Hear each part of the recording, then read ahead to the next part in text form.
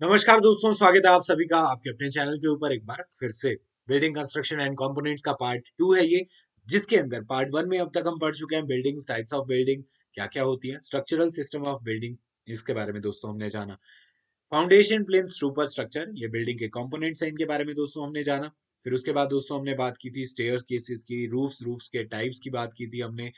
Types of stair ये भी हमने पढ़ लिया था। कंस्ट्रक्शन ऑफ सब स्ट्रक्चर यानी कि फाउंडेशन ट्रेंचेस की हमने बात की थी। And then we talked about dewatering of foundation trenches.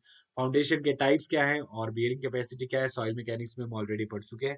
Coffer dams क्या होते हैं, इनके क्या फायदे हैं और इनके क्या टाइप्स हैं, इनके बारे में भी दोस्तों हमने जान लिया था। उसके बाद कंस्ट्रक्शन ऑफ सुपर स्ट्रक्चर के अंदर दोस्तों स्टोन्स, ब्रिक्स और इनके बारे में बात की। स्टोन मैसनरी के अंदर जो जॉइंट्स होते हैं वो इंपॉर्टेंट है। ब्रिक मैसनरी वाले जॉइंट्स तो वैसे भी बिल्डिंग मटेरियल्स में भी हम पढ़ चुके हैं। कैविटी वॉल्स क्या होती हैं, इनके एडवांटेजेस क्या हैं, इसके बारे में बात की। स्कैफोल्डिंग, शोरिंग, अंडरपाइनिंग, रेकिंग ये क्या है, इनके बारे में दोस्तों बात की। और जो आपके कंपोनेंट्स है स्कैफोल्डिंग के, ये आपसे ऑब्जेक्टिव में पूछे जाते हैं, इनको आपको ध्यान में रखना है। उसके बाद दोस्तों हमने बात की थी डोर्स, विंडोज एंड वेंटिलेटर्स की। दोस्तों डोर क्या होता है, विंडो क्या होता है, वेंटिलेटर क्या होता है, वैसे हम जानते हैं, लेकिन इंजीनियरिंग एस्पेक्ट से और इंजीनियरिंग टर्म्स में जल्दी से इनको समझ लेते हैं। सबसे पहले अगर हम बात करें तो डोर की, तो डोर एक ऐसा बैरियर है जो कि हम किसी ओपनिंग के अंदर बनाते हैं। ओपनिंग का मतलब हम किससे रेफर करेंगे, यहाँ पर दीवार है, दीवार के अंदर हमने यहाँ पर ब्रिक से ब्रिक मैसनरी कर रखी है। अब ब्रिक मैसनरी जो है वो जहां पर नहीं हुई है, वो जो खाली जगह रह गई है, उसको ओपनिंग बोलते हैं। उस ओपनिंग के अंदर एक फ्रेम फिक्स किया जाएगा और उस फ्रेम के अंदर डोर का शटर लगाया जाएगा, जो कि हम रोटेट करके ओपन या क्लोज कर देते हैं। अंग्रेजी में डेफिनेशन की अगर हम बात करें तो a door may be defined as an openable barrier secured in an opening left in wall for the purpose of providing access to the users of structure. It basically consists of two parts, namely frame and structure. Frame और shutter, इन दोनों को मिल करके आपका door जो है वो form हो जाता है। फ्रेम फिक्स कर दिया जाएगा दीवार के अंदर और उसके बाद डोर जो है वो मूव करेगा हिंजेस के अबाउट। आगे बढ़े अगर हम विंडो की बात करें तो विंडो एक ऐसी ओपनिंग है जिसके अंदर फ्रेम और शटर्स फिक्स कर दिए जाएंगे। दीवार के अंदर एक ऐसी ओपनिंग जिसके अंदर फ्रेम और शटर्स फिक्स कर दिए जाएंगे, जिससे कि हम देख सकते हैं, विजन मिलेगा, लाइट मिलेगी, एयर मिलेगी हमें यहां से इसके through. So window is an opening made in wall for the purpose of providing day light, vision, ventilation. It also acts like a door that consist of two parts, frame and shutter. तो अगर हम बात करें minimum width की, क्या minimum width होने चाहिए doors and Windows के लिए, इनकी अगर हम बात करें तो डोर्स इंटीरियर टाइप के भी हो सकते हैं, एक्सटीरियर टाइप के भी डोर्स हो सकते हैं हमारे। इंटीरियर डोर्स कौन से, जैसे हमारे जो घर की बिल्डिंग है, उस बिल्डिंग के अंदर जो रूम्स हैं, उन रूम्स वाले जो डोर हो गए वो इंटरनल डोर्स हो गए। और हमारे घर की जो बिल्डिंग के बाहर वाले डोर है, जो मेन एक्सेस प्रोवाइड करते हैं उस बिल्डिंग के अंदर, मेन गेट की बात नहीं कर रहा मैं, मेन डोर्स की बात कर रहा हूँ, जो बिल्डिंग जो है वो वाले कंपोनेंट की बात कर रहा हूँ सिर्फ मैं। तो उसके जो एक्सटर्नल डोर्स हैं वो 1 मीटर विड्थ कम से कम होनी चाहिए, ज्यादा से ज्यादा की बात नहीं हो रही, यहाँ कम से कम इतना होना चाहिए। जैसे ये आपका प्लॉट है, इस प्लॉट के अंदर अगर आपने इतना कंस्ट्रक्शन कर रखा है, तो इसके अंदर ये जो एक्सटर्नल डोर्स हैं, ये एक्सटर्नल डोर्स कम से कम 1 मीटर के होने चाहिए। अब अंदर आपने ये रूम्स कंस्ट्रक्ट कर रखे हैं, तो इन रूम्स के अंदर ये जो रूम्स के इंटीरियर डोर्स जो हैं, इन इंटीरियर डोर्स की कम से कम विड्थ 80 सेंटीमीटर होनी चाहिए। पब्लिक बिल्डिंग, आप स्कूल में जा रहे हैं, हॉस्पिटल में जा रहे हैं, बैंक में जा रहे हैं, कहीं भी जहां पब्लिक आएगी उसे एक्सेस करेगी, तो 1.2 मीटर कम से कम विड्थ उसकी होनी चाहिए। एक रूल अडॉप्ट कर लेते हैं जनरली हम हाइट और विड्थ का, कि जितनी आपकी हाइट होगी डोर्स के लिए, डोर की जो हाइट होगी क्या होगी, कितनी विड्थ है, उसमें 1 मीटर ऐड कर दो, या फिर 1.2 मीटर तक आप ऐड कर सकते हैं। या फिर ये कहें कि विड्थ जो है वो जनरली 0.4 से 0.6 टाइम्स रहती है उसकी हाइट की। विंडोज के लिए बहुत ही सिंपल सा रूल, कि जितनी रूम की विड्थ है, जितनी रूम की हाइट है, उसको ऐड करो और divide by 8। So width of room plus height of room divide by 8 करना है। 30 मीटर क्यूब अगर आपके पास रूम का वॉल्यूम है, तो कम से कम 1 मीटर स्क्वायर की 1 बाय 1 मीटर की विंडो वहां पर कम से कम होनी चाहिए। टोटल एरिया ऑफ विंडो जो है वो 15% of the floor area of the room के बराबर होना चाहिए। अगर आप ये बोलते हैं कि आपका रूम जो है वो 15 बाय 15 फीट का है, तो इसका मतलब 225 फीट स्क्वायर का आपका फ्लोर एरिया हो गया। तो उसका 15% जो है, इसका भी 15% आप लेंगे। इतना कम से कम होना चाहिए विंडो की ओपनिंग का area. Bureau of Indian standard आपको बोलता है, पहली चीज आपको समझ में आ जाना चाहिए कि ओपनिंग क्या होती है। पहले तो आपको ये पता होना चाहिए कि व्हाट इज एन ओपनिंग। अब आप ध्यान से कुछ चीजें देखिएगा।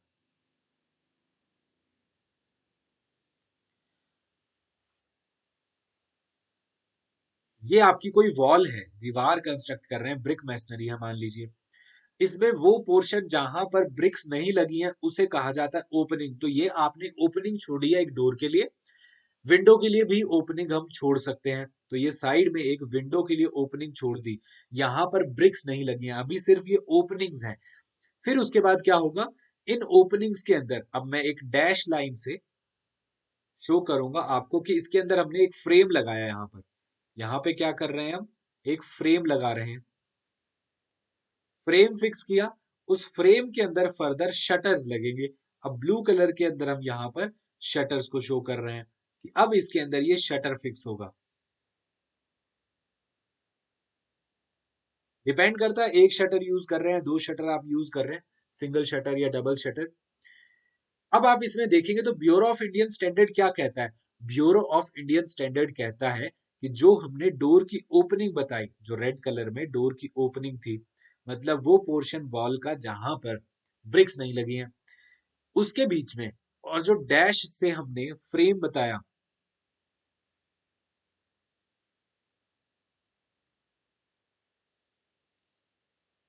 इनके बीच में 5 mm का गैप कम से कम रखेंगे हर साइड से। क्यों रखेंगे, ताकि वो आसानी प्रदान करे हमें फिक्स करने में, फिक्सिंग के पर्पज से, कि फ्रेम को आप इजीली फिक्स कर पाए उस दीवार वाली ओपनिंग के अंदर। तो उसके लिए 5 mm का मार्जिन हर तरफ से हम रख देते हैं। तो ये कौन कहता है, ये ब्यूरो ऑफ इंडियन स्टैंडर्ड कहता है। तो जो भी डोर्स या विंडोज के डायमेंशन होंगे ओपनिंग के, फ्रेम के डायमेंशन कैलकुलेट करने के लिए हर तरफ से 5-5 mm आप कम करेंगे, ये बात याद रखिएगा। तो ये आपको bureau of Indian standard recommend करता है। So bureau of Indian standard recommend क्या करता है कि 5 mm का ऑल अराउंड मार्जिन रखेंगे आप डोर्स एंड विंडोज फ्रेम के लिए। ओपनिंग से डोर्स एंड विंडोज के जो डायमेंशन होंगे वो हर तरफ से 5-5 mm कम करेंगे आप फ्रेम के डायमेंशन। दूसरी बात जो इंपॉर्टेंट याद रखने योग्य है वो ये है कि आप जो भी डायमेंशंस बताते हैं डोर्स या विंडोज के, वो मॉड्यूल्स के टर्म्स में बताए जाते हैं कि 1 module is equal to 100 mm। 1 module is equal to 100 mm, ये आपको याद रखना है। अब इसका यूज क्या होगा, इनका यूज होगा विंडोज या डोर के डेजिग्नेशन बताने में।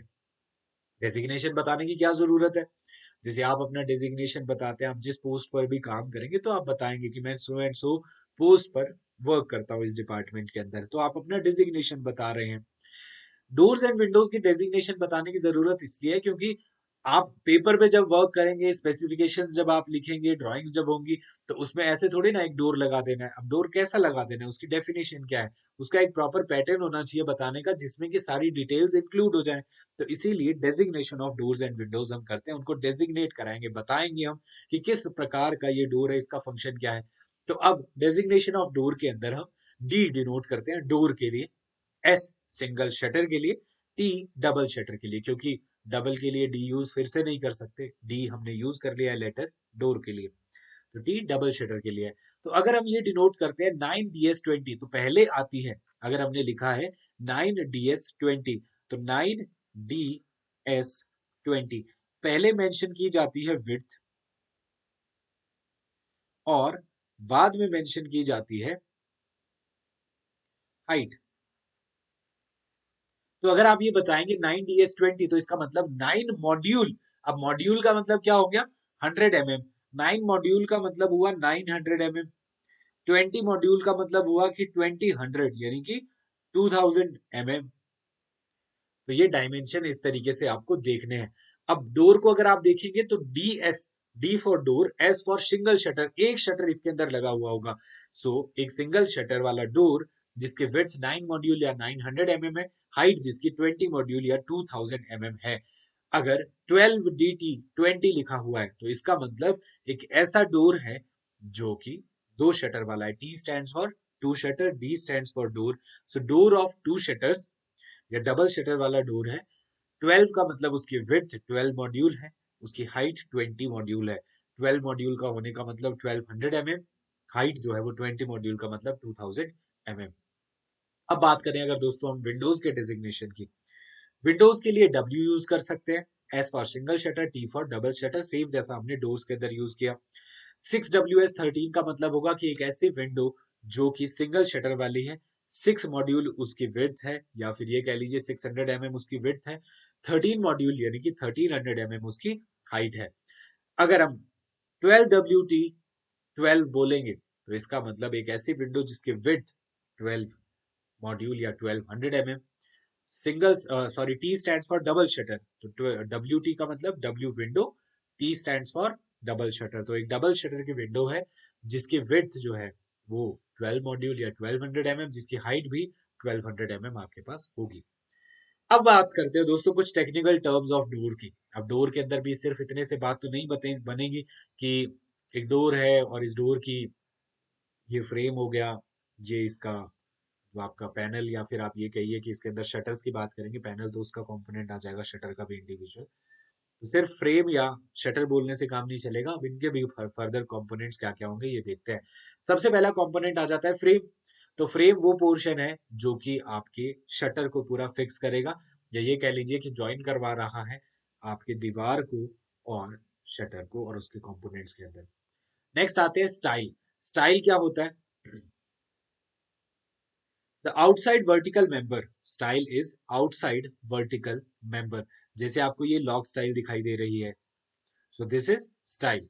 ये टॉप रेल यानी कि एक हॉरिजॉन्टल मेंबर, फिर उसके बाद ये लॉक रेल, ये भी एक हॉरिजॉन्टल मेंबर है या इंटरमीडिएट वाला ये मेंबर है, फिर उसके बाद बॉटम रेल। डन। मुलियन जो होते हैं, ये मुलियन होते हैं वर्टिकल मेंबर्स जो बीच में आते हैं पैनल्स के, यहाँ पर एक पैनल ये इस तरफ, दूसरा पैनल इस तरफ, इनके बीच में आ रहे हैं यहाँ पर, ये हो गया आपका सेकंड मुलियन। क्लियर। ये हॉरिजॉन्टल मेंबर्स जो ओपनिंग के अंदर आते हैं, सॉरी वर्टिकल मेंबर ओपनिंग के अंदर ये जो आपको दिखाई दे रहे हैं यहाँ पर फ्रेम के अंदर, इसे जैम कहा जाता है, इसे जैम कहते हैं। वो वाला पोर्शन डोर का जो कि आपका जहां पर जाकर के डोर का फ्रेम टच होता है, या फिर ये कह लीजिए कि जहां पे आप ये बोल सकते हैं जो पोर्शन जिसके बीच में कई बार आपकी उंगली आ जाती है, तो वो डोर का जो आपका पैनल था या डोर का शटर जो है, शटर और फ्रेम का वो वाला पोर्शन जहां पे जाके वो कांटेक्ट में आएगा, उसको आप स्टॉप बोल देते हैं।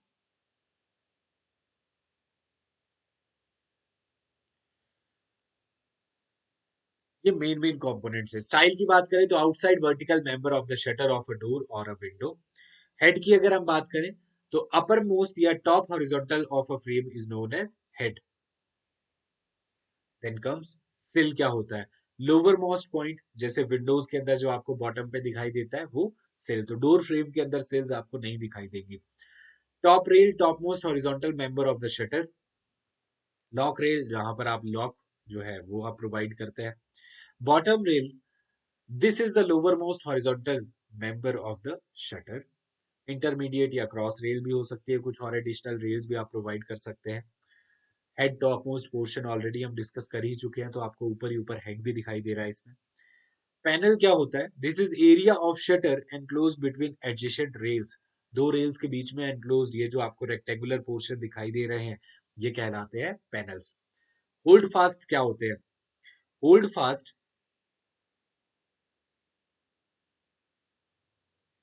स्टील की बार्स है कुछ, आप यहाँ पर इमेजेस में देख सकते हैं, जिनसे कि ये जो डोर का फ्रेम है आपका वॉल के साथ फिक्स होगा।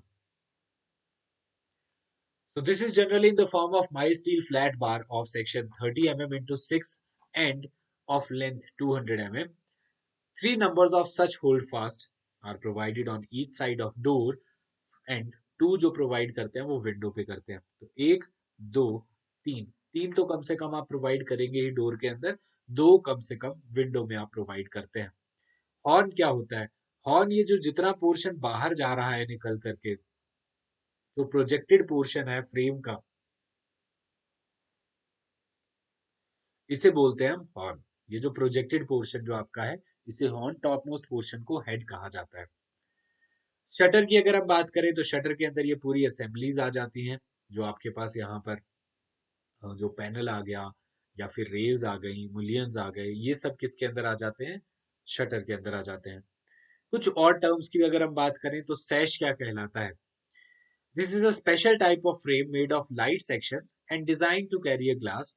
A sash consists of two vertical stiles, a top rail and a bottom rail.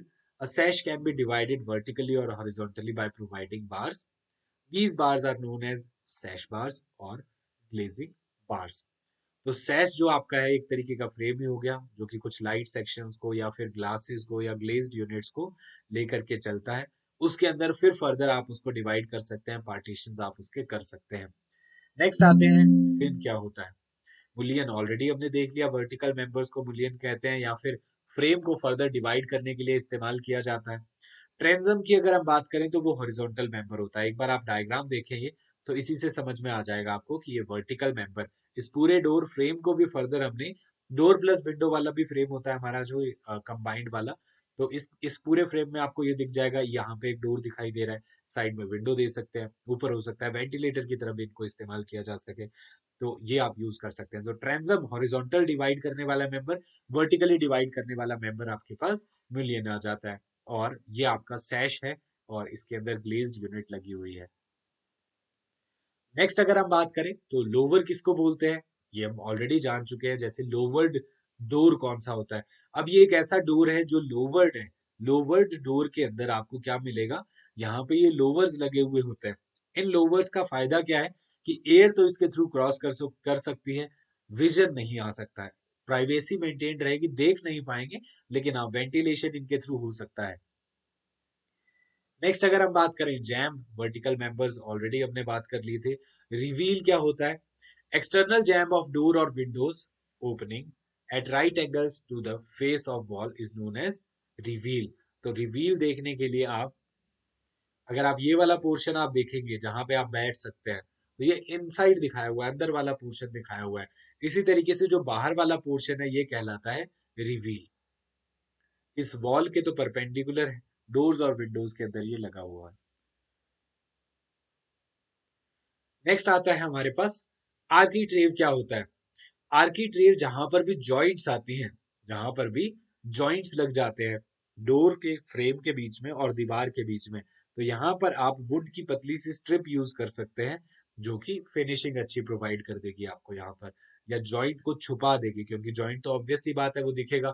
अगर आप उसे पुट्टी से कवर भी करेंगे जब आप फिनिशिंग प्रोवाइड कर रहे हैं, तो भी कहीं ना कहीं बाद में वो फिर से दिख जाता है। तो आर्कीट्रेव एक वुड की स्ट्रिप आप जो है वो फ्रेम के फॉर्म में इसके ऊपर ऊपर आप लगा सकते हैं। फिर आते हैं टाइप्स ऑफ डोर्स के ऊपर। टाइप्स ऑफ डोर के अंदर आपके पास आ जाती हैं लेज्ड डोर्स। लेज्ड डोर्स जिनके अंदर ये लेजेस प्रोवाइड होते हैं, जो हॉरिजॉन्टल मेंबर्स होते हैं, और इंक्लाइन मेंबर को ब्रेस बोलते हैं। वर्टिकल मेंबर्स जो आपके पास आ जाते हैं उन्हें बैटन्स कह देते हैं, इस केस में हम लेज्ड वाली डोर्स के अंदर। नेक्स्ट टाइप ऑफ डोर आती है हमारी फ्रेम्ड या पैनल्ड डोर्स। फ्रेम्ड होगी, इसके अंदर पैनल्स आपको दिखाई दे रहे हैं अलग अलग स्क्वायर एंड रेक्टेंगुलर पैटर्न के। ग्लेज्ड या सैश डोर ऑलरेडी हमने बात कर ली, इसके अंदर सैशेस होंगे, फिर उसके अंदर फर्दर उनको पार्टीशंस भी किया जा सकता है। फुल्ली ग्लेज्ड या पार्टली ग्लेज्ड डोर, आपने ग्लेजिंग पूरे में प्रोवाइड कर रखी है या आधे में प्रोवाइड कर रखी है, आधे में वुड के पैनल्स प्रोवाइड कर रखे हैं। नेक्स्ट आते हैं फ्लश डोर्स। ये काफी इकोनॉमिकल होते हैं और ड्यूरेबल भी होते हैं, टर्माइट्स और इनके इफेक्ट से भी खराब नहीं होते हैं। तो फ्लश डोर जो होते हैं वो एक ऐसा डोर है जिसके अंदर रेल्स एंड स्टाइल्स जो होते हैं वो प्रोवाइड करने के बाद इसको प्लाईवुड या एक हार्ड बोर्ड से कवर कर दिया जाता है, एक सिंगल यूनिट की तरह ये नजर आता है। लोवर्ड डोर क्या होते हैं ऑलरेडी डिस्कस कर लिया हमने। कोलैप्सिबल डोर्स पहले पुराने जमाने के लिफ्ट्स के अंदर आपको ये दिखाई देते थे, या फिर घर के बाहर जो है, जहाँ पे भी आप पार्किंग प्रोवाइड करते हैं अपने व्हीकल्स की, उनके बाहर भी आप ये डोर्स यूज कर लेते हैं। रिवॉल्विंग डोर जनरली बड़ी बिल्डिंग्स या फिर आप ये कह लीजिए कि जिनके अंदर एयर कंडीशन बिल्डिंग्स होती हैं वहां पे प्रोवाइड की जाती हैं। सो एट ऑल टाइम्स अगर ये डोर या विंडो बहुत बार ओपन क्लोज होंगे तो प्रॉब्लम आ जाती है, या फिर ऐसा रीजन जहां पर बाहर विंड्स बहुत ज्यादा है, बाहर का टेम्परेचर बहुत कम है, तो बिल्डिंग के अंदर ठंडी हवा बहुत ज्यादा ना आ जाए, या बाहर टेम्परेचर बहुत ज्यादा गर्म है तो वो ना आ जाए, तो एकदम से ये विंडो जो एयर है उसका सर्कुलेशन बहुत ज्यादा ना हो जाए डोर विंडोज के मल्टीपल टाइम्स ओपन होने से, तो रिवॉल्विंग डोर आप यूज कर सकते हैं इसके अंदर। सो इसमें एट ऑल टाइम्स एक चीज तो क्लोज्ड रहेगी ही, और एक्सेस या फिर एंट्री एग्जिट जो है फिर लोगों को वो भी मिलती ही रहेगी इनके through. So this is revolving door. फिर रोलिंग शीट शटर डोर, जिसे हम शटर बोल देते हैं सिंपली शॉर्ट के अंदर। तो ये शटर होता है हमारे पास। ये जनरली आप ऐसी ओपनिंग्स जहां पर आपको ज्यादा ओपनिंग एरिया चाहिए, आप अपनी गाड़ी को पार्क करने के लिए आप यूज कर सकते हैं, गैराजेस के अंदर स्टोरेजेस के लिए आप इनका यूज कर सकते हैं। सो रोलिंग शीट शटर डोर। फिर स्लाइडिंग डोर्स, जहां पर भी इतना ज्यादा सिक्योरिटी कंसर्न्स नहीं होते हैं, और एक्सेस अच्छा चाहिए आपको, विजिबिलिटी अच्छी चाहिए। ऐसा नहीं चाह रहे हैं कि आप डोर्स और विंडोज के लिए अलग अलग आप वहां पर ओपनिंग्स प्रोवाइड करें। जनरली फ्लैट्स में आपको ये बहुत ज्यादा देखने को मिलते हैं, या फिर जहां पे भी अगर रिक्वायरमेंट होती है यूजर की कि मुझे घर ऐसा चाहिए जिसमें बहुत ही ज्यादा वेंटिलेटेड हो, काफी ऐसे ओपन ओपन भी लगे और प्राइवेसी भी मेंटेन रहे, तो अगर आप इसको क्लोज करके कर्टेन्स का इस्तेमाल कर रहे हैं आप, तो ऑब्वियसली आपको प्राइवेसी भी मेंटेन हो जाएगी। और अगर इसको ओपन करते हैं तो आपको एकदम ओपन व्यू जो है वो भी आपको यहाँ से मिलेगा, और काफी ज्यादा वेंटिलेटेड भी रहेगा क्योंकि एरिया ऑफ ओपनिंग बहुत ज्यादा है। नेक्स्ट आती है स्विंग डोर्स। स्विंग डोर्स के अंदर आपको स्पेशल टाइप की हिंजेस जो होती हैं या स्प्रिंग हिंजेस जो होती हैं वो प्रोवाइडेड होती हैं। तो डोर जो है वो अपने आप ही क्लोज हो जाता है। पब्लिक बिल्डिंग्स में ये आपको ने देखे ही होंगे, आप डोर को ओपन करके निकल जाए और अगर क्लोज नहीं करेंगे तो धीरे धीरे ये वापस अपने आप ही क्लोज हो जाएंगी। तो इसके अंदर कुछ स्प्रिंग हिंजेस, स्पेशल टाइप की हिंजेस जो है वो प्रोवाइडेड होती है, जिनकी मदद से ये डोर अपने आप क्लोज हो जाता है। टाइप्स ऑफ विंडोज की अगर हम बात करें तो पहली विंडो आती है केसमेंट विंडोज। तो केसमेंट विंडोज तो लगभग लगभग जैसा हमारे डोर्स होते हैं उनके जैसी ही नजर आती हैं। नेक्स्ट आती है डबल हंग विंडोज। डबल हंग विंडोज के अंदर आप इमेज को एक बार क्लियरली देखिए पहले। A pair of shutters can slide within the grooves provided in frame, जैसे आपने ट्रेन के अंदर देखी होंगी, तो वैसे ही डबल हंग विंडोज होती हैं। A pair of shutters can slide within grooves provided in the frame। Next अगर हम बात करें, एक आएगी विंडो आपके पास पिवट की हुई विंडो, मतलब ये रोटेट कर सकती है इस पॉइंट के अबाउट, इस पॉइंट के अबाउट ये रोटेट कर सकती है। इन विंडोज में ध्यान रखने वाली बात यही है कि ये जो अंदर की तरफ आने वाला कंपोनेंट है, या फिर ये कह लीजिए कि ये जो फ्रेम से एक तरफ बाहर प्रोजेक्ट हो रहा है एक तरफ अंदर प्रोजेक्ट हो रहा है, तो आप अरेंजमेंट ऐसा रखें कि ये वाला पोर्शन जैसा आपको ये ओपन हुआ दिख रहा है ना अभी, तो ऐसा पोर्शन आपकी बिल्डिंग के अंदर हो, और बिल्डिंग के बाहर ऐसा पोर्शन हो। जो नीचे वाला पोर्शन है, बॉटम पोर्शन जो बाहर प्रोजेक्ट हो रहा है, सो बॉटम वाला पोर्शन बाहर प्रोजेक्ट होना चाहिए आपकी बिल्डिंग से, और टॉप वाला पोर्शन अंदर प्रोजेक्ट होना चाहिए, ताकि अगर बारिश भी आए तो बारिश का पानी गिर करके बिल्डिंग के बाहर ही रहे, वो अंदर ना आ जाए। ऐसा ना हो जाए कि अगर मान लीजिए बॉटम वाला पोर्शन आपने अंदर की तरफ प्रोजेक्टेड रख लिया अगर, तो जब बारिश आएगी तो वो बाहर का पानी अंदर ही गिरा देगा यहाँ पर। तो आपको ध्यान रखना है पाइवोटेड विंडोज के अंदर ये टॉप मोस्ट पोर्शन अंदर की तरफ प्रोजेक्ट करे, बॉटम मोस्ट पोर्शन बाहर की तरफ प्रोजेक्ट करे। नेक्स्ट स्लाइडिंग विंडोज, तो ये भी स्लाइडिंग डोर्स के जैसी ही होती है। लोवर्ड विंडोज, जैसे लोवर्ड डोर्स की अपने बात की थी, तो ये एयर पास होगी लेकिन लाइट इसके थ्रू नहीं पास होगी, या फिर विजन इसके थ्रू नहीं पास होगा। सैश या ग्लेज्ड विंडोज, इसके अंदर सैश फ्रेम जो है ये प्रोवाइडेड होंगे। कॉर्नर विंडोज, अगर कॉर्नर पे प्रोवाइड कर रहे हैं तो कॉर्नर विंडोज चाहे आपको लाइट के पर्पज से, विजन के पर्पज से आपको प्रोवाइड करनी है तो प्रोवाइड कर सकते हैं। अगर कहीं ना कहीं एलिवेशन में या सुंदर दिखाने के लिए घर को प्रोवाइड कर दी जाती है, वहां भी प्रोवाइड कर सकते हैं। गेबल एंड डॉर्मर विंडोज जो होती हैं, ये विंडोज आपकी जो रूफ होती है, पिच्ड रूफ जो होती है, इनके अंदर प्रोवाइडेड होती हैं। डॉर्मर विंडोज तो स्लोपिंग वाली साइड से बाहर प्रोजेक्ट होती हैं। गेबल विंडो जो होती है वो आपकी पिच्ड रूफ्स के अंदर जो ट्रायंगुलर पोर्शन बनता है इसके अंदर आती है। तो एक बार आप इस इमेज को देखिए तो डिफरेंस नजर आएगा आपको कि डॉर्मर विंडो और गेबल विंडो में क्या अंतर है। स्लोपिंग साइड के ऊपर बाहर प्रोजेक्ट की करती हुई तो डॉर्मर विंडो होगी, और ये जो ट्रायंगुलर पोर्शन यहाँ पर बनेगा इसे गेबल विंडो कहा जाता है। फिर कुछ और टाइप्स की भी विंडोज आती हैं हमारे पास, बे विंडोज। अब सारी टाइप के विंडोज आप ध्यान में रख सकते हैं। इन फ्यूचर अगर चाहें आप इसको प्रोफेशनली ना लेके जाएं, अगर पर्सनली भी लेके जाएं, तो आपको पता होना चाहिए कि क्या क्या टाइप्स की विंडोज होती हैं जो हम यूज कर सकते हैं हमारे घर में डिपेंडिंग अपॉन आर रिक्वायरमेंट। जैसे कि अगर मान लीजिए कोई कॉमन एरिया है, आपका कोई हॉल है, लिविंग एरिया जिसे आप बोल देते हैं, उसमें आप बैठे हैं और आपको चाहिए कि इसमें अगर मैं बाहर देखूं तो मुझे थोड़ा एक्सेस प्रोवाइड हो कि घर के जस्ट बाहर में कोई आया है नहीं आया, तो मैं घर के अंदर अंदर रहते हुए डायरेक्टली देख पाऊं without the use of CCTV. तो आप ऐसी विंडो अगर प्रोवाइड कर देते हैं तो इस विंडो के अंदर आप फर्दर एक्सेस जो है वो आपको प्रोवाइड हो जाएगा, वॉल से भी थोड़ा बाहर प्रोजेक्ट होकर के आप देख पाएंगे। अदरवाइज अगर वॉल के प्लेन के अंदर विंडो लगी होगी तो विंडो से बाहर सर निकाल कर भले ही झांक लीजिएगा, इतनी आसानी से आपको नहीं दिखाई देगा कि वॉल के पैरेलली आगे अगर कोई है तो कहाँ, विजन नहीं प्रोवाइडेड होता है। सो नेक्स्ट आती है आपके पास क्लेरिस्टोरी विंडो। क्लेरिस्टोरी विंडोज जो होती है वो छत के पास में प्रोवाइड की जाती है, सीलिंग के टॉप में प्रोवाइड की जाती है, they are provided near the top of ceiling. So clerestory window आपको ऐसे याद रखना है। कुछ और टाइप की विंडोज भी होती हैं। मान लीजिए आपको एक ऐसा रूम बना देना है जिस रूम के चारों तरफ अब विंडो नहीं प्रोवाइड हो रही है, कैसा भी ऐसा हो गया, इंटरनल कोई रूम आ गया जिसके अंदर मान लीजिए आपको लाइटिंग कम मिल रही है, आपके घर का हॉल भी हो सकता है ये कि चारों तरफ कोई ना कोई कंस्ट्रक्शन आ गया, कोई रूम आ गया, कुछ भी आ गया, अब आपको उसके अंदर लाइट तो चाहिए, तो उसके लिए आप यूज कर सकते हैं लैंटर्न विंडोज का। तो ये फ्लैट रूफ के टॉप के ऊपर प्रोवाइड करते हैं, या छोटे छोटे लैंटर्न्स भी आते हैं, जरूरी नहीं है इतना बड़ा भी प्रोवाइड करना है। जैसे हम पैनल्स यूज करते हैं लाइट वाले, जो स्क्वायर जो हमारे पास पैनल्स होते हैं वो लाइट के वो यूज करते हैं, वैसे ही साइज के आप ये ऐसे लैंटर्न विंडोज वाले जो पैनल्स हैं वो भी इंस्टॉल कर सकते हैं। तो वो देखने में किसी को ऐसे लगेगा कि कोई लाइट जल रही है, कोई स्क्वायर शेप की आपकी लाइट जो है वो जल रही है, लेकिन एक्चुअल में वो रूफ से, छत से आपको अंदर लाइट का एक्सेस प्रोवाइड कर रहे होंगे। एंड ऑब्वियसली वो इम्परमिएबल होते हैं, वाटर उनके थ्रू नहीं पेनिट्रेट करके आएगा। और आप जो आपको इमेजेस में दिखाई दे रही है ऐसी लैंटर्न विंडोज भी प्रोवाइड कर सकते हैं। स्काईलाइट विंडोज जो होती हैं ये स्लोपिंग साइड के ऊपर प्रोवाइड की जाती हैं, जो पिच्ड रूफ्स या स्लोपिंग रूफ्स होती हैं इनके साइड पे स्काईलाइट विंडोज प्रोवाइड की जाती है। वेंटिलेटर्स की अगर हम बात करें दोस्तों, तो वेंटिलेटर्स एक तरीके की छोटी विंडोज ही होती है, रोशनदान जिनको आप बोल देते हैं।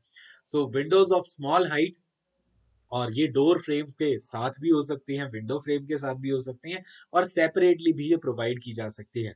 इनका डेजिग्नेशन बहुत आसान, 10v6, मतलब विड्थ पहले बताई जा रही है, हाइट बाद में बताई जा रही है। एंड ऑब्वियसली ये जो 10 और 6 बताए जा रहे हैं मॉड्यूल्स में बताए जा रहे हैं, 1 module is equal to 100 mm, ये आपको याद रखना है। उसके बाद कुछ और बिल्डिंग के कंपोनेंट्स के अंदर अगर हम आते हैं तो फ्लोर्स आते हैं, वॉल्स आते हैं, रूफ्स आते हैं। तो फ्लोर्स की अगर हम बात करें तो फ्लोर्स के हमने दो कंपोनेंट की बात की थी, एक जो बेस प्रोवाइड करता है, स्ट्रेंथ प्रोवाइड करता है, और ऊपर एक फिनिशिंग प्रोवाइड करता है। फ्लोर्स के अंदर आपके पास आते हैं टिम्बर फ्लोर्स या कंपोजिट फ्लोर्स। तो वैसे देखो, एक तो होती है फ्लोरिंग और एक फ्लोर की बात कर रहे हैं, तो first floor, second floor, third floor या ग्राउंड फ्लोर, जो आप ये फ्लोर्स बोलते हैं, ये तो हो गया आपका स्ट्रक्चर का पार्ट। और इसी का एक इंडिविजुअल कंपोनेंट जो है वो फ्लोरिंग आ गया आपका यहाँ पर। So to subdivide the portion between plinth level, basement level and roof level, इनको आप अलग अलग फ्लोर्स में डिवाइड कर देते हैं। एक तो आपका बिल्कुल ग्राउंड लेवल, एक ये कह लीजिए बिल्कुल रूफ, छत जो है, उसके बीच में जो भी आपकी बिल्डिंग के पोर्शंस हैं उनको हम अलग अलग फ्लोर्स में डिवाइड कर रहे हैं। तो जैसे हम बोलते हैं ना स्ट्रीट फ्लोर, स्ट्रीट फ्लोर का मतलब एक ऐसा ग्राउंड फ्लोर जहां पर पार्किंग प्रोवाइडेड है। फिर ग्राउंड फ्लोर आपका हो गया मतलब जहां पार्किंग नहीं है, तो उसको जनरली ग्राउंड फ्लोर बोल देंगे हम। फिर first floor, second floor, third floor, top floor, इस तरीके से हम बोलते हैं। तो एक होती है फ्लोरिंग, जो हम फ्लोर जिसके ऊपर हम खड़े होते हैं, चलते हैं जिसके ऊपर हम, और एक वैसे वाले floor, ground, first, second floor. तो यहाँ पे हम बात कर रहे हैं दोस्तों फ्लोर्स की, तो ये ग्राउंड फ्लोर पूरा एंटायर एक फ्लोर। तो फ्लोर को अगर आप बोलेंगे तो ये आपकी फ्लोरिंग की फिनिशिंग जो है वहां से लेकर के सीलिंग, इतने इस डिस्टेंस को ये बोल देंगे हम कि ये एक फ्लोर है। और सिर्फ फ्लोरिंग वाले पोर्शन के ऊपर आएंगे तो आप ये बॉटम वाले पोर्शन की बात कर रहे हैं। सो बेसमेंट या ग्राउंड फ्लोर की अगर हम बात करें तो बेसमेंट या ग्राउंड फ्लोर के बारे में आपको क्या क्या बातें याद रखनी है, ये कहाँ पर प्रोवाइड किया जा सकता है, ऑडिटोरियम में, डांस फ्लोर्स में, वहां प्रोवाइड कर सकते हैं। तो sleeper walls are 1.5 brick thick, वहां पर जो भी वॉल्स प्रोवाइड करते हैं, जैसे ये आप बेसिकली आप उन फ्लोर्स की बात कर रहे हैं जहां पर आप टिम्बर की फ्लोरिंग करते हैं, जहां पे टिम्बर की फ्लोरिंग होती है, तो वहां पे पहले आपको अदर देन जो सुपर स्ट्रक्चर की वॉल्स थी, स्लीपर वॉल्स कंस्ट्रक्ट करनी है। उन स्लीपर वॉल्स के बीच में फिलिंग की जाएगी, अर्थ फिलिंग की जाएगी। फिर ऊपर फ्लोर के बोर्ड्स होंगे जिनके अंदर आपको ये जॉइस्ट दिखाई दे रहे हैं। फिर इसके ऊपर वो फिनिशिंग वाले बोर्ड्स आप प्रोवाइड करेंगे। So wall plates are provided to reduce the span of joist and serve as supports. मैं एक बार यहाँ पर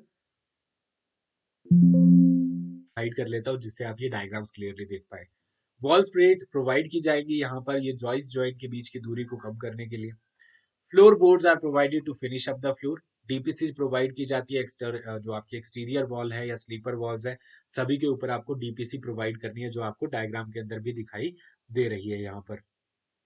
डीपीसी प्रोवाइड करेंगे, स्लीपर वॉल्स प्रोवाइड करके बीच में अर्थ फिलिंग कर देंगे, फिर फ्लोर बोर्ड्स जो हैं वो आप यहाँ पर प्रोवाइड करेंगे। पीसीसी अगर आप यूज करेंगे आप तो 1:2:4 की पीसीसी इस्तेमाल की जाएगी। सिंगल जॉइस्ट टिम्बर फ्लोर के अंदर जैसे यहाँ पे आपको जो दिखाई दे रहे हैं पैनल्स, उसके अंदर एक रो ऐसे भी आ रही है और ये भी जाएंगी। अगर सिर्फ सिंगल रो चलेगा तो उसे सिंगल जॉइस्ट टिम्बर फ्लोर बोलेंगे। सिंगल जॉइस्ट आर प्लेस्ड 300 से 450 की स्पेसिंग के ऊपर। Herring bone strutting is provided to strengthen the joints. Joints को स्ट्रेंथन करने के लिए आप हेरिंग बोन स्ट्रटिंग भी प्रोवाइड कर सकते हैं। ये स्ट्रट्स जो आपको यहाँ पर दिखाई दे रहे हैं इस इमेज के अंदर, तो हेरिंग बोन स्ट्रटिंग जो है ये यहाँ पर आप प्रोवाइड कर सकते हैं इनको स्ट्रेंथ प्रोवाइड करने के लिए। डबल जॉइस्ट टिम्बर फ्लोर की अगर हम बात करें तो यहाँ पर डबल जो है वो लेन्स आएंगे आपके पास जॉइस्ट की। फ्रेम्ड या ट्रिपल जॉइस्ट तो अब इस केस में यहाँ पर 3 आ जाएंगे लाइंस। टिम्बर फ्लोर के कंपोनेंट्स की हमने बात की तो कंपोनेंट्स के अंदर पहले फ्लोर बोर्ड्स जो टॉप के ऊपर प्रोवाइड की जाते हैं। फ्लोर की ceiling used beneath floor to keep floor flat and strong. फिर पगिंग कि अगर आपको फ्लोर के अंदर वो मटेरियल फिल करना है जिससे कि वो साउंड प्रूफ हो जाए, तो चॉप्ड स्ट्रॉ जो होती है, स्ट्रॉ या जो आपका हस्क होता है उसको काट करके जो वेस्ट होता है आप ये कह लीजिए वुड का, उसको आप उसके अंदर भर देते हैं। फिर आते हैं ट्रिमिंग के ऊपर। When openings are to be provided in wooden floors, trimming joists are to be used. यहाँ पे आप देख सकते हैं ये जो ओपनिंग प्रोवाइड करने के लिए हमने प्रोवाइड किया है।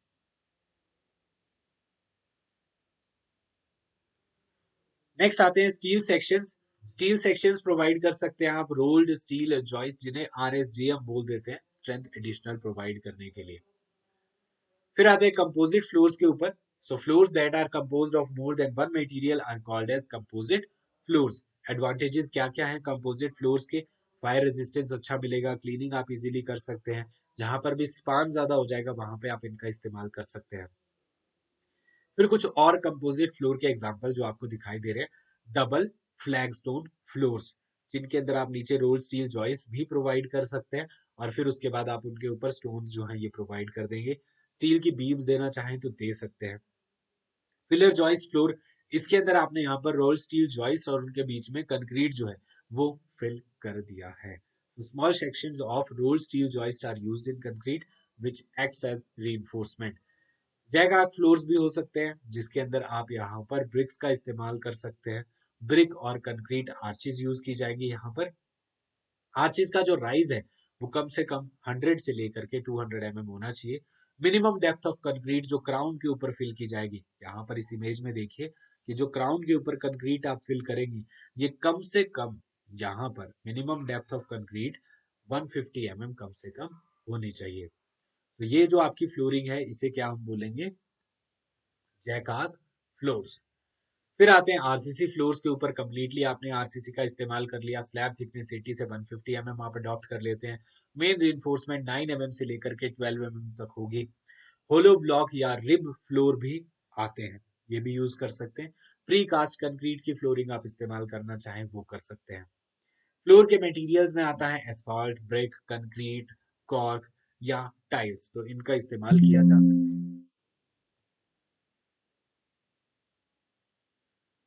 नेक्स्ट फर्दर आगे बढ़ते हैं तो रूफ्स। रूफ्स के अंदर हमारे पास पिच्ड, फ्लैट और कर्व्ड रूफ्स आती है। पिच्ड के बारे में अगर हम बात करें और इनके कंपोनेंट्स की बात करें तो प्रीवियस सेक्शन में हम ऑलरेडी बात कर चुके हैं। रिज टॉप मोस्ट पोर्शन होता है। जॉइस्ट जो होते हैं, एक बीम जो कि परपेंडिकुलर चलती है रिज के, वो जॉइस्ट कहलाते हैं। इसके अंदर आपको यहाँ पर ये जॉइस्ट दिखाई दे रहा है। फैशिया जो सामने से दिखाई देता है, नीचे से जो पोर्शन आप दिखाई देगा वो सॉफिट कहलाएगा आपको। रूफ के टाइप्स ऑलरेडी कवर्ड है, प्रीवियस सेशन में हमने बात कर लिए थे क्या क्या रूफ के टाइप्स होते हैं। रूफ के मटेरियल्स की अगर हम बात करें तो आप थैच जो है उससे भी रूफ को कवर कर सकते हैं। लाइट रूफ कवरिंग होती है, जल सकती है ये, बहुत ज्यादा तेज हवाएं आएंगी तो उसके अंदर ये नहीं ठहर पाएगी।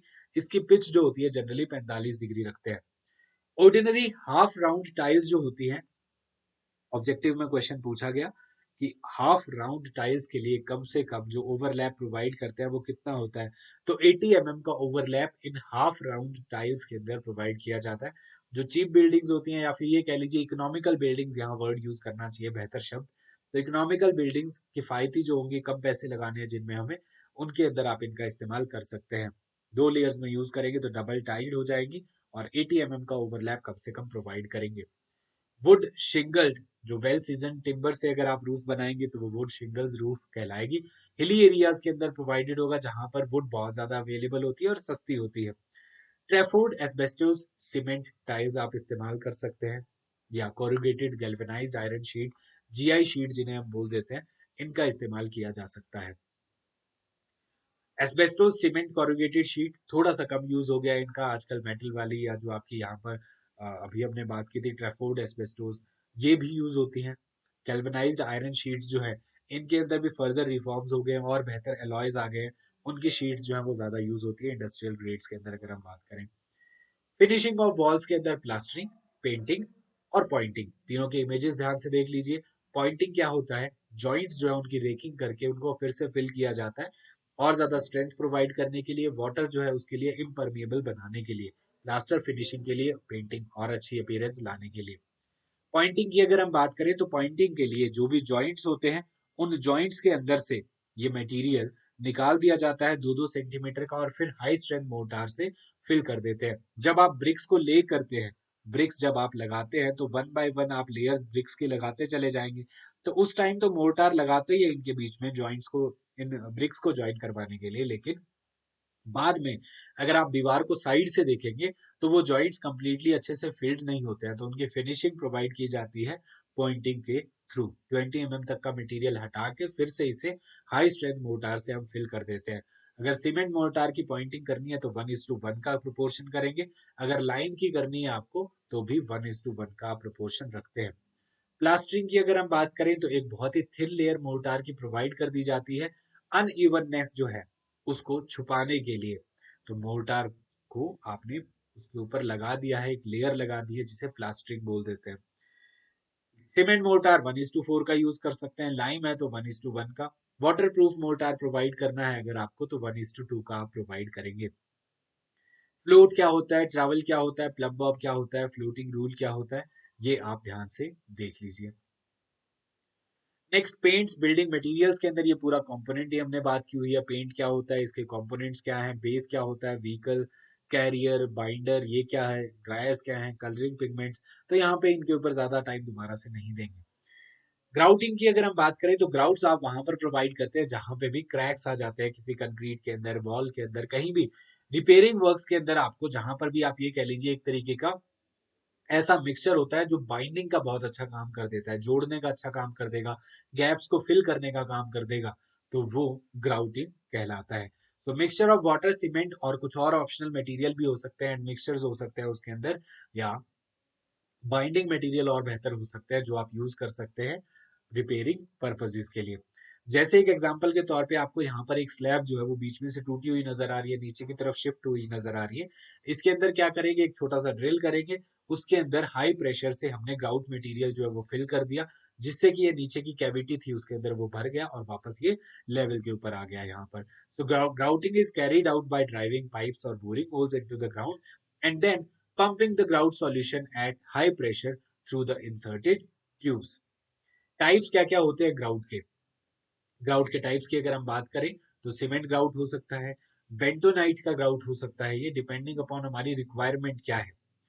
तो जहां पे भी आपको ग्राउट फिल करना है वहां पे आप बोरिंग करेंगे, फिर प्रेशर के थ्रू आप वहां पर उसके अंदर वो ग्राउट मटेरियल जो है फिल कर देंगे। केमिकल ग्राउट्स भी हो सकते हैं, रेजिन ग्राउट्स भी हो सकते हैं, जहां पे भी और अच्छी स्ट्रेंथ चाहिए आपको तो वहां पे केमिकल या जो रेजिन ग्राउट्स जो है वो आप यूज कर सकते हैं। काफी अच्छे से ये स्प्रेड कर जाएंगे कैविटीज के अंदर, खाली जगह के अंदर, वहां जाके ये अपने बाइंडिंग का काम जो है वो प्रोवाइड कर देते हैं। नेक्स्ट आते हैं गनिटिंग या गनाइट प्रोवाइड करना। गनिटिंग का मतलब जहां पे भी आपको मोर्टार को स्प्रे करके लगाना है, मोर्टार को स्प्रे करके करवाना है, तो इसे शॉर्टक्रीटिंग भी बोलते हैं या गनीटिंग भी बोलते हैं। So granite is also known as shotcrete और न्यूमेटिकली अप्लाइड मोर्टार। प्रेशर के साथ आप अप्लाई कर देते हैं मोर्टार को रीइंफोर्समेंट बिछा देने के बाद, जैसा कि आपको यहाँ पर इस इमेज के अंदर भी दिखाई दे रहा है। तो इस इमेज के अंदर इसने ये क्या कर रहा है, यहाँ पर ये प्रेशर के साथ यहाँ पर स्प्रे करके शॉर्टक्रीटिंग करके ये प्रोवाइड की जा रही है। इसके फायदे क्या है, क्विक हो जाता है और इसके अंदर कॉम्पैक्शन की भी इतनी जरूरत नहीं पड़ती, अपने आप प्रेशर के थ्रू ये कॉम्पैक्ट भी हो जाता है। इपॉक्सी रेजिन्स की अगर हम बात करें तो ये बहुत ही ज्यादा स्ट्रॉन्ग एडेसिव्स होते हैं, इपॉक्सीज होती है। आपने देखा होगा आपके वॉशरूम्स के अंदर आप बहुत बड़ी बड़ी टाइल्स जो है दीवारों के ऊपर लगा देते हैं, उनके अंदर भी इपॉक्सीज का इस्तेमाल होता है।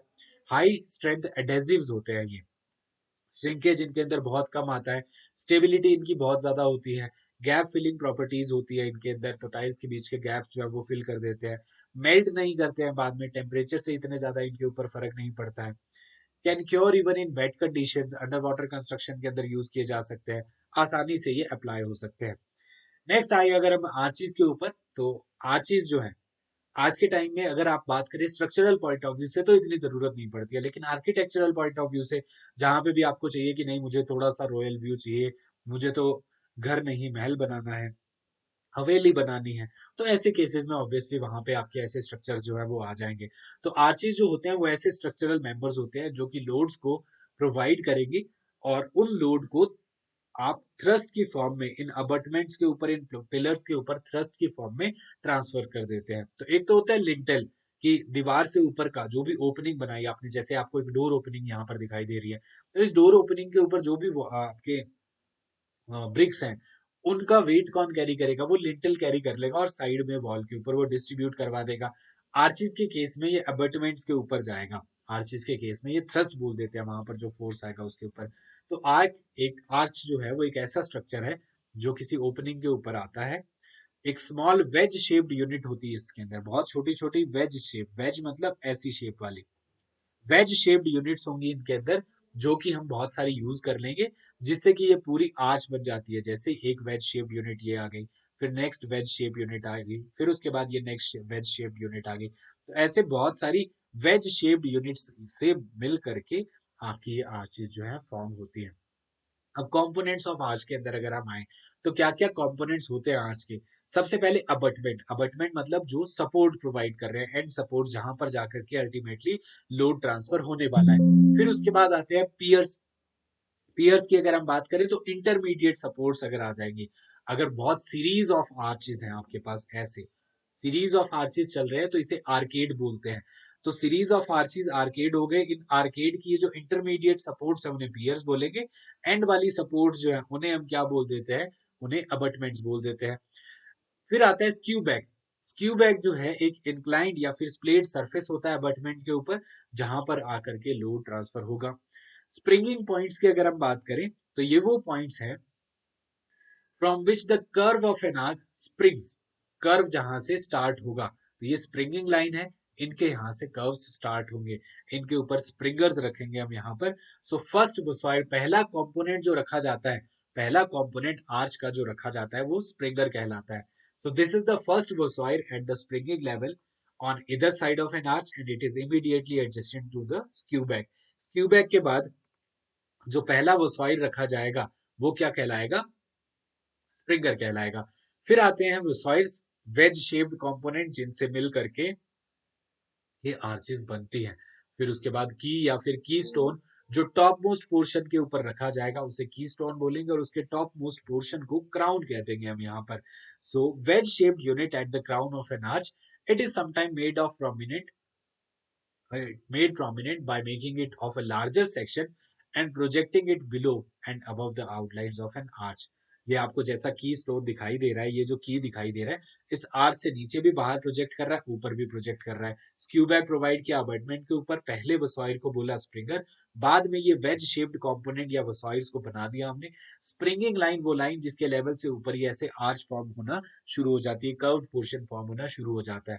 क्राउन, हाईएस्ट पॉइंट ऑफ एक्स्ट्राडोज, एक्स्ट्राडोज होता है बाहर वाला जो आपको सरफेस दिखाई देता है, इंट्राडोज अंदर वाला जो होता है।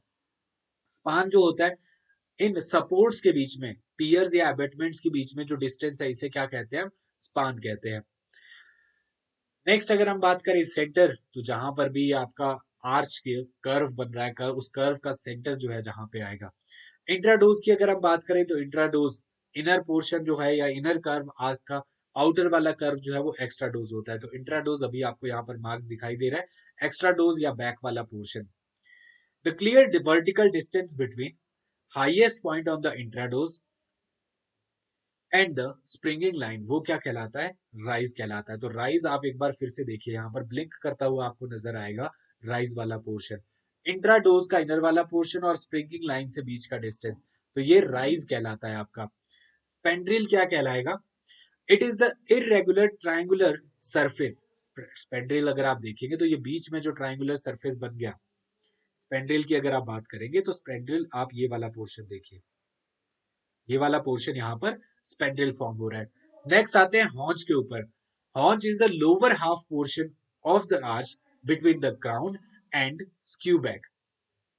हॉन्च जो आपका है यहाँ पर lower half portion of the arch between crown and skew back.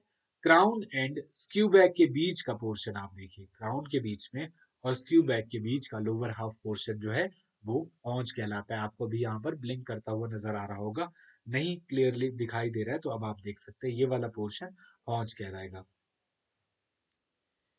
Next फिर आते हैं डेप्थ या हाइट के ऊपर। सो डेप्थ और height, it is the perpendicular distance between the intrados and extrados. Intrados और एक्स्ट्राडोज के बीच में ये वाला पोर्शन, ये इंट्राडोज यहाँ पर, ये एक्स्ट्राडोज, इनके बीच में तो थिकनेस या डेप्थ ऑफ जो आपके पास आर्च हो जाता है। नेक्स्ट आते हैं थिकनेस और ब्रेड्थ ऑफ सॉफिट। नीचे से जब आप खड़े होकर के इसको देखेंगे, नीचे से जब आप खड़े होकर के देखेंगे, या फिर ये कहिए perpendicular to the front and back faces of the arches, it is known as thickness और ब्रेड्थ ऑफ सॉफिट। आर्च के नीचे आप खड़े हो जाए, नीचे खड़े होकर जब आप देखेंगे तो जो आपको थिकनेस दिखाई देगी, मान लीजिए किसी दीवार में अगर लगी हुई है तो वॉल के थिकनेस के बराबर ये हो जाएगी। आर्केड की अगर हम बात करें तो आर्केड एक रो ऑफ आर्चेस जो है वो क्या कहलाता है, आर्केड कहलाता है। So this is a row of arches supporting a wall above and being supported by the piers. Impost क्या होता है, इम्पोस्ट जो होता है प्रोजेक्टिंग पोर्शन को कहते हैं। ये वाला पोर्शन जो यहाँ पर प्रोजेक्ट कर रहा है इसे इम्पोस्ट कहते हैं। किसी अबटमेंट का प्रोजेक्टिंग वाला जो पोर्शन है इसे इम्पोस्ट कहलाता है, इसे इम्पोस्ट कहते हैं। ये किस लेवल पर होता है इम्पोस्ट, स्प्रिंगिंग लाइन के ऊपर। स्प्रिंगिंग लाइन क्या थी, जहां से ये कर्व शुरू होता है। टाइप्स ऑफ आर्चेस की अगर हम बात करें तो टाइप्स ऑफ आर्चेस के अंदर हमारे पास आ जाती हैं फ्लैट आर्चेस। फ्लैट आर्च भी आप यूज कर सकते हैं। इसके अंदर भी ये वेज शेप्ड कंपोनेंट आपने यूज किए हैं। ये 60 डिग्री का एंगल बनाती हैं हॉरिजॉन्टल के साथ। अगर आगे इनको प्रोजेक्ट किया जाएगा तो 60 डिग्री का एंगल ये बनाती हैं। फिर आती है सेगमेंटल, मतलब सेगमेंटल का मतलब है कि ये आधा सर्किल नहीं होगा, हेमी सर्किल नहीं होगा, हेमी सर्किल नहीं, सॉरी सेमी सर्किल। हेमी तो स्फीयर होता है, सर्किल सेमी होता है, तो सेमी सर्किल नहीं होगा, उसका पोर्शन होगा, सेगमेंटल आर्च होगा यहाँ पर। तो centre of arch is situated below the springing line की। स्प्रिंगिंग लाइन अगर यहाँ पर आ रही है तो सेंटर इसका और नीचे जाएगा यहाँ पर। This is common type of arch used in buildings. फिर आती है सेमी सर्कुलर आर्च, जो सर्किल का हाफ पोर्शन होगा, इसका सेंटर ऑब्वियसली यहीं पर लाई करेगा स्प्रिंगिंग लाइन के ऊपर। Skew back is horizontal, so thrust transfer to abutment is perfectly vertical. ये जो स्क्यू बैक सबसे पहले वाला जो आप सॉइल प्रोवाइड करते हैं, ये एकदम हॉरिजॉन्टल होगा तो लोड एकदम वर्टिकली ट्रांसफर्ड होगा इन अबैटमेंट्स के ऊपर। इन्वर्टेड आर्चेस जो हैं, सॉइल की बेयरिंग कैपेसिटी को बढ़ाने के लिए इन्वर्टेड आर्चेस यूज की जा सकती है। पॉइंटेड आर्चेस जनरली आपने चर्च के अंदर देखी होगी, पॉइंटेड वाली arches architectural point of view से ये प्रोवाइड की जाती है। अगर इनके बीच का ट्राइंगल इक्विलेटरल है तो इक्विलेटरल प्रोवाइड कर सकते हैं, या फिर आइसोस्केल्स आर्चेस भी ये हो सकती हैं। हॉर्स शू, जो हॉर्स होता है, घोड़ा होता है, उसका जो पैर के नीचे शू प्रोवाइड कर दिया जाता है, तो वैसी शेप का जो होता है अगर, तो हॉर्स शू आर्च हम उसको बोलते हैं। फिर उसके बाद अगर आर्चिस के सेंटर कितने बन रहे हैं, वन सेंटर है तो वन सेंटर्ड आर्च कहलाता है। तो वो फ्लैट भी हो सकती है, सेमी सर्कुलर, हॉर्सशू भी हो सकती है। ये सारी वन सेंटर वाली, एक सेंटर वाली आर्चिस है। बुल आइज आर्च भी होती है, ये सारी जिनका एक सेंटर होता है। टू सेंटर्ड आर्चिस जो आपके पास है, जिनके दो सेंटर बनते हैं, जैसे आपने अभी बात की थी, जो चर्चिज के अंदर आर्चीज आपको दिखाई देती है, तो इसमें एक इस तरफ का इसका सेंटर, एक इस कर्व्ड पोर्शन का सेंटर, तो ये टू सेंटर्स होंगे। तो पॉइंटेड आर्चीज इनका एग्जांपल है। थ्री सेंटर्ड आर्चीज भी हो सकती हैं। फ्लोरेंटाइन आर्च इसका एक एग्जांपल है। फिर उसके बाद दोस्तों फोर सेंटर्ड या ट्यूडोर आर्च, फोर सेंटर्ड भी हो सकती है। वेनेटियन टाइप की ये आर्चेज है, पुराने वेनेटियन टाइम में ये यूज होती थी। फाइव सेंटेड आर्चेज भी होती है, इनके पांच सेंटर्स होंगे। सेमी इलिप्टिकल शेप की ये होती हैं। पांच सेंटर्स कैसे आएंगे इसके, इंडिविजुअली ये एक कंपोनेंट, इसका अलग सेंटर, इसका अलग कर्वेचर, इसका अलग कर्वेचर, इसका अलग कर्वेचर, इसका अलग, तो इससे इनके फाइव सेंटर्स फॉर्म होते हैं। आर्चीज की अगर हम बात करें on the basis of their workmanship, तो रफ आर्चीज भी हो सकती है। ऑर्डिनरी अनकट ब्रिक्स से इसका इस्तेमाल करते हैं, तो जहां पे भी इतना ज्यादा आपको वर्कमैनशिप इतनी परफेक्ट नहीं दिखानी है, तो आप इनका यूज कर सकते हैं। एक्स्ड या फिर रफ कट आर्च हो सकती है।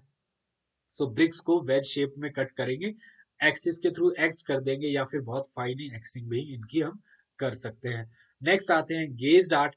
तो गेज्ड आर्ट से, गेज्ड आर्ट जो हम प्रोवाइड करेंगे, तो ब्रिक्स को हम इन वायर्स के थ्रू हम सॉ कर लेंगे, कट कर लेंगे पहले ही, अच्छी फिनिशिंग जहां पे भी हमें प्रोवाइड करनी है। फिर मटेरियल्स के हिसाब से स्टोन्स की हो सकती है, ब्रिक्स की हो सकती है, कंक्रीट की आर्चेज जो है वो हो सकती है। ध्यान रखने वाली बातें क्या क्या है, जो वसोल्स की हाइट है, this that should not be less than 1/12 of the span. Temporary structure जो प्रोवाइड करते हैं ब्रिक्स को, स्टोन्स को, कंक्रीट आर्चीज को कंस्ट्रक्शन के दौरान, उन्हें सेंटरिंग बोलते हैं। उन्हें क्या कहा जाता है, आर्चीज को जो सपोर्ट करने के लिए, ब्रिक्स को, स्टोन्स को, कंक्रीट को, आर्चीज को सपोर्ट करने के लिए सेंटरिंग बोल देते हैं। फॉर्मवर्क जो हम यूज करते हैं वो कंक्रीट के कंपोनेंट्स को कास्ट करने के लिए करते हैं। शटरिंग जो हम बोलते हैं, वो जैसे स्लैब्स है उनको सपोर्ट करने के लिए जो प्रोवाइड करते हैं वो शटरिंग बोल देते हैं। So that is all about building construction. इनके अंदर मेन मेन जो कंपोनेंट थे वो कुछ इस प्रकार थे। एक छोटी सी पजल है, ये पजल भी आप सॉल्व कर सकते हैं, और कमेंट के अंदर आप इनके आंसर बता सकते हैं। 1 से लेकर के 6 आपके पास है, इनके हिंट्स भी प्रोवाइडेड है। आप इस पजल की स्क्रीनशॉट लेकर के इसे सॉल्व करके कमेंट में आप बताएंगे कि इसके करेक्ट आंसर्स क्या हैं। दोस्तों बिल्डिंग जो कंस्ट्रक्शन वाला कंपोनेंट था, इसके अंदर सारे इंपॉर्टेंट बातें हमने डिस्कस कर ली है, जो एग्जाम में हमसे पूछी जा सकती है। इसी तरीके के और सेशंस के लिए आप इस चैनल को सब्सक्राइब जरूर कर लीजिएगा। इस वीडियो को अभी तक लाइक नहीं किया तो लाइक कर सकते हैं, अपने दोस्तों के साथ भी आप इसे शेयर कर सकते हैं। आने वाले जो अपकमिंग सेशंस हैं हमारे, उनके अंदर हम क्वेश्चंस के साथ अलग अलग सब्जेक्ट्स करेंगे। हमारा सिलेबस ओवरऑल कवर हो ही चुका है, अब उसे रिवाइज करना, ब्रशअप करना जो है वो बचा है, तो वो हम अभी स्टार्ट कर रहे हैं। Thank you so much. मेरा नाम है संदीप, मिलते हैं हमारे अगले सेशन में।